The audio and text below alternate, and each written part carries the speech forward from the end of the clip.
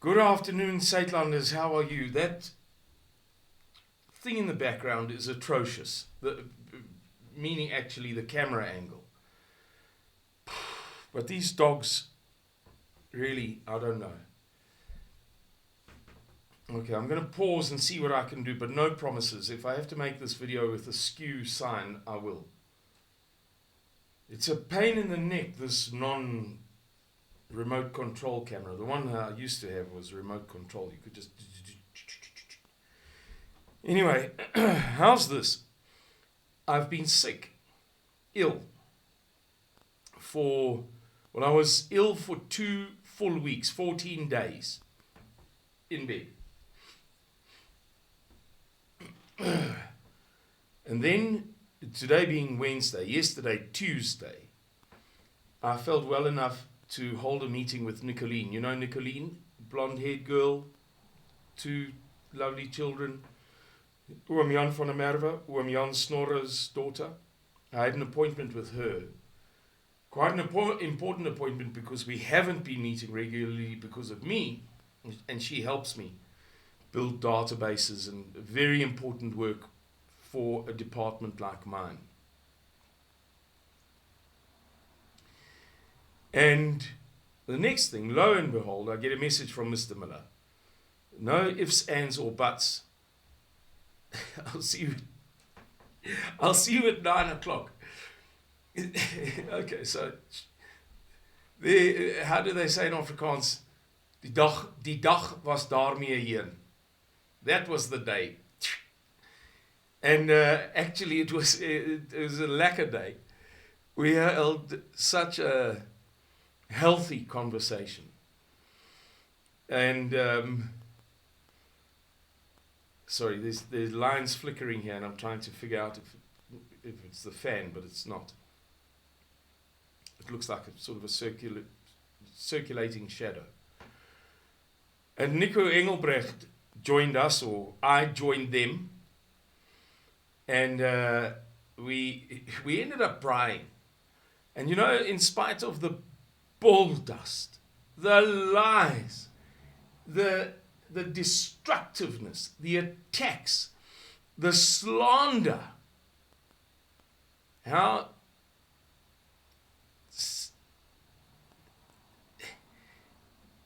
when you can braai on a Tuesday for lunch while holding a meeting, it's not that bad. So today is my second day of being well. Yeah, so it was just a very good day, very good meeting, very healthy, good, healthy. Whereas so much of the other bull dust that we get dragged into is toxic. It's stabbing, it's nasty, it's allegations, it's hoogmoedigheid, haughtiness and contempt, and it's so that was a very good meeting with Nico. Yeah, it was a formal meeting. I mean, it was an important meeting, but very informal, and so it almost amounted to a chat. And then today I had to have the meeting with Nicoline again. You know, I postponed it. And I had to urgently do something for my goats. So I thought, okay, I'll take an hour off work, shoot down, shoot back. And I'll be back in time for Nicoline, easily. 11 o'clock. Well, it ended up being a story. The fodder that we got was more than we thought it was going to be. Tinus Bredenkamp, you know Tinus Bredenkamp. First class guy. He's a youngster, so I can say the following. Everybody should be blessed with a son like Tinus Bredenkamp. First class. So I said to him, I need fodder urgently. In 1 week, the veld is completely turned and my goats have got no forage. There's no forage in the veld. I need fodder. So I went to get it. And he said, look, man, I've got some more over there. Why don't you just take it? You know? And so it ended up being a hang of a lot larger exercise, because I knew exactly what I would do with one bale, one of the big bales. But dealing with 3 is another story. Where do you store them? Will the animals get to them? Can you leave it outside because somebody else's animals might, and this and that. So we handled that. But I ended up phoning. I didn't have my phone with me. Actually, I had my phone, but no airtime, and I didn't. The data got chowed up. A long story, not worth telling. I only phoned Nicolene to apologize at something like 2:30 for not pitching up for an 11 o'clock meeting for the second day in a row. I mean, hopefully we'll get it right tomorrow. But tomorrow's going to be frantic because Mr. Miller and I are going hunting. It's kind of been on the cards for some time, for about a year. He's been saying to me that every time that we hold a certain conversation, particular conversation, a lot of good comes out of it, and we should go and spend some time exploring this subject more deeply. A couple of days, really get into it strongly. So, it was kind of a case of you're not waiting for me. Anyway, it just turned out that everything fell into place today. Absolutely everything. With the help of some other people. And so we're going hunting. We're going to spend a couple of days camping in a tent by ourselves and holding hopefully deep and meaningful conversations. And hunting. But I know what's going to happen. I know. We're not going to shoot, or we're going to hunt very little. I love the outdoors. For me to spend 2, 3, 4 hours in the veld is fantastic. And I don't mind hunting. I'm not that squeamish. I'm squeamish, but not that squeamish. I'll happily shoot something dead. If I have to, for a good reason. But he has, in his dotage, in his older age, lost interest in hunting. And I was never a hunting fanatic. I have done a fair amount of hunting in recent years because of the time that I've spent on Louis and Louis's farms. And elsewhere, but particularly on Louis and Louis's farms. And the amount of time I've spent with Oom Johan Eyers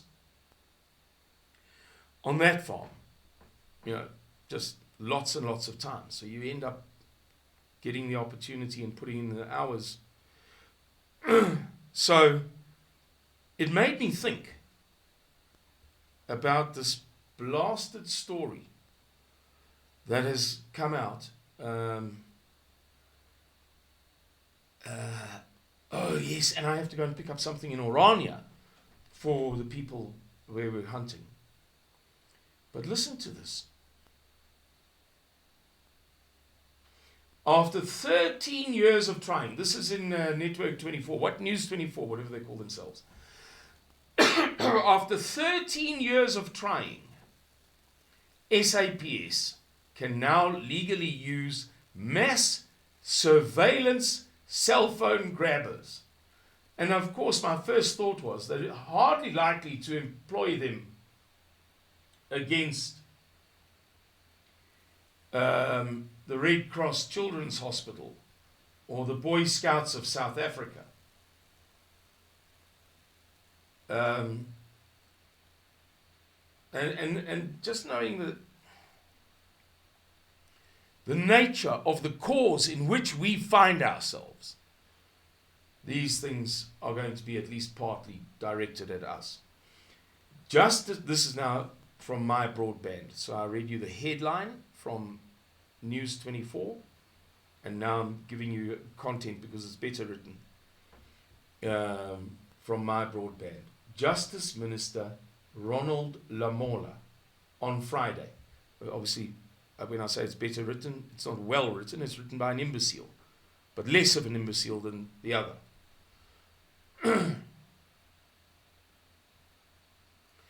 Time, event, manner, place. Subject on Friday, 19th May 2023, gazetted a 5-year exemption from the Regulation of Interception of Communications and Provision of Communication-Related Information Act, RICA, effectively giving police the right to use a range of what would other be illegal surveillance devices. The exemption means the South African Police Service can buy and use signal interception devices, I'm sorry that I'm laughing, I know it's very serious, to access details about any cellular device in a given area, approval for which previous justice ministers consistently withheld. Among these, signal interception devices. Okay, so among these are International Mobile Subscriber Identifier, IMSI, catchers or grabbers, eavesdropping devices masquerading as regular cellular towers that harvest data from every mobile device connected to them. So presumably every mobile device that passes by them. Theoretically, the police will be able to map the data gathered in this way to a person's identity, as RICA requires telecommunications service providers to collect identifying information when you sign up. In addition to IMSI catchers, the SAPS may use hardware keystroke recorders, night vision and thermal imaging equipment, wiretaps, eavesdropping microphones, miniature video and audio recorders, and location tracking devices. It gets even better. Hang on, there's something that they don't mention in this article. Is it just me? Bear with me. The thing that they don't mention is that they may also use surveillance drones. And these guys spent millions. I mean, one of the purchases that they made was for 102 million, 112 million, including 15 surveillance drones, and so on. So I have visions of it's too funny for words. I don't disrespect. I've always been that guy who was uncomfortable when people said negative things about the police. It's just who I am. It's the way I was brought up. It's my people, my culture, old-fashioned Irish Roman Catholics. It's just the way it is, and I believe in it. As I said to my dad some time back, I had to do something for Mr. Miller. I had to go somewhere and speak to somebody. So I said to him, on the way back, do you mind if I, on company petrol, obviously, go via my parents? He said, there's no odds, it's just another way around, really.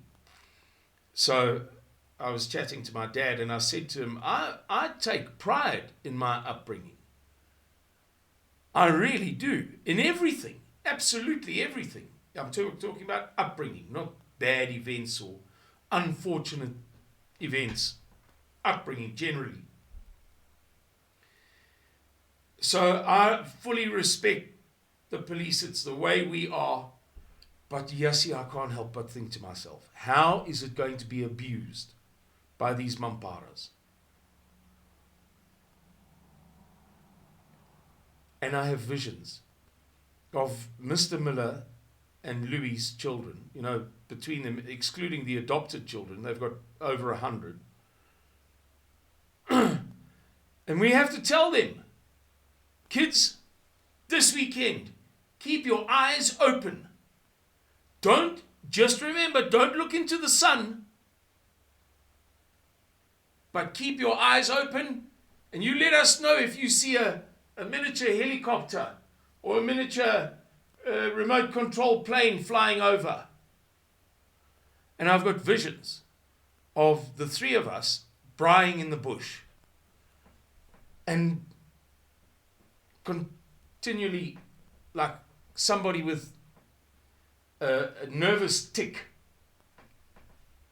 looking up to see. Oh, sorry, Mr. Miller, sorry.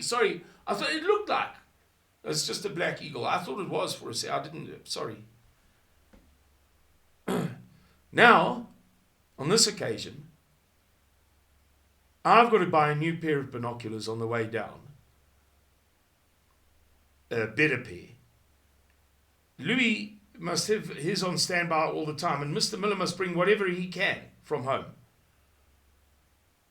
But we're going to be like neurotics in the end. Looking under the bed for microphone, hidden microphone.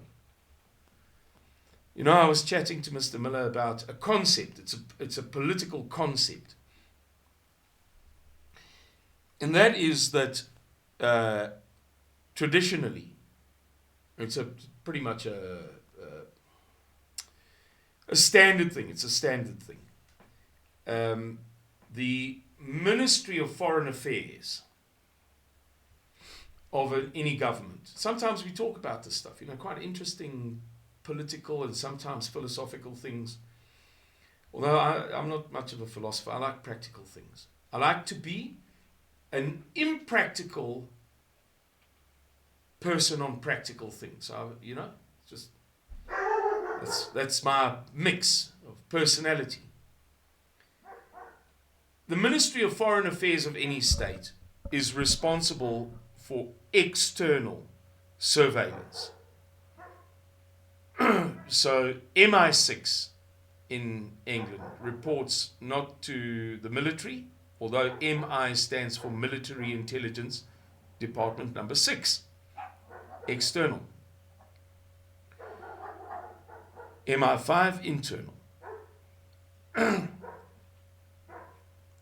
They handle, and I said to him, if I was a Minister of Foreign Affairs, I could not bear to be involved in spying. It's just so... I understand its necessity. I apprehend its value. But I don't want to know what color your wife's panties are. I really don't. I find it revolting. I find the idea of seeing your bank balance really repugnant. Really, if I say the word repugnant. It's a boom. Yes, man. And that's regardless of whether your bank balance is high or low. I don't want to know. I know some wealthy people. I was telling Mr. Miller and Nico yesterday. I didn't tell them all of what I'm going to tell you, but I was telling them a story. I had to go and see somebody in Johannesburg. And they're very modest people. More than one person. They're very modest. Very, very modest. But I'm a curious person. I don't want to know what you did in 1963 that you're not proud of. But I'm otherwise curious. How does the moon go around the earth? How does the earth go around the sun? How does international banking work? Art? So we got into a conversation and I said to him, oh yeah, well, that's fascinating. So we go back. And this guy, there's another story I'm dying to tell, showed me a piece of art worth comfortably, easily 60 million rand. lying on his spare bed. So I know some wealthy people. I know some people. I've walked a long road to get here. Longer than anybody I've ever met. But I don't want to know that. I want to see the art. And I want him to tell me. The last time it was valued well, Sotheby's said, and 60 million more, actually. But I don't want to know that O's bank account, man. That's scaly. That's scaly. That's scaly.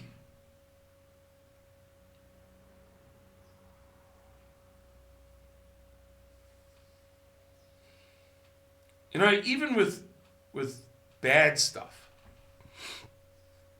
let's say homosexuality, now that's problematic. As I said to Mr. Miller once, to Mr. Miller and Ernst, we were holding a meeting. I said, you cannot judge. You cannot judge because you don't know what happened to that person to get there. If he was raped by a Roman Catholic priest, how dare you judge him? As it says in the Bible, judge not, lest ye be judged. You weren't raped by a Catholic priest, so you're going to be held to a higher standard because you defined the standard.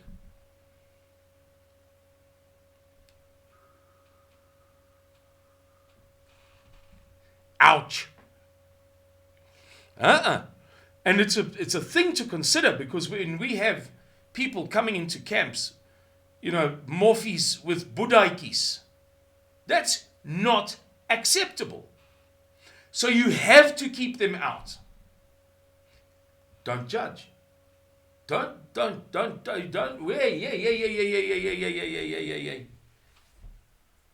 Mensa. You may. I don't want that stuff. My children know. I will not have it. When that stuff begins to happen, I will perform. I will put on a performance like few have seen. That will not happen. But don't judge.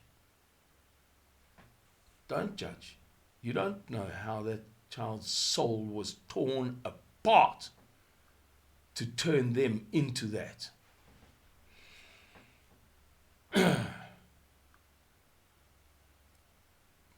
Maar toch moet jy weet.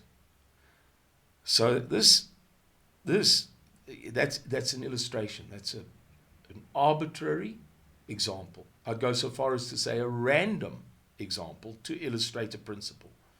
You have to possess that knowledge. Somebody has to possess it. But geez, it's like, oh man, it's like cleaning toilets, man. Yeah, you want it clean. Yeah, there've got to be people doing that work. But not for me, thank you very much. That's common, man.